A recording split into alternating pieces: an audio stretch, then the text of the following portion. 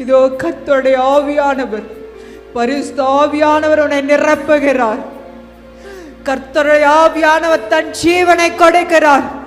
கர்த்தருடைய ஆவியானவர் தன் பலனை கொடுக்கிறார் என்று சொன்னார்.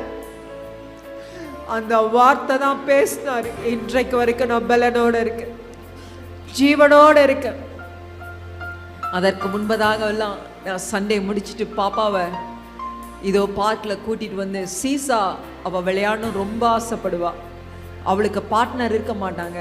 நான் தான் என் கையில் இன்னொரு பகுதியை புஷ் பண்ணுவேன், கீழே அமுத்தி ஏற்பேன். ஆனால் அது என்னால் புஷ் பண்ணக்கூட முடியாது, ஏன்னா என்கிட்ட பலன் இல்லை. நான் நிறையா நாள் ஏங்கினது உண்டு. என் குழந்தைக்கு ஒரு விளையாட்டு கூட என்னால் உதவி செய்ய முடியல. எனக்கு அந்த திராணி இல்லையே, என்னால் வண்டி கூட ஓட்ட முடியல, பலன் இல்லையே.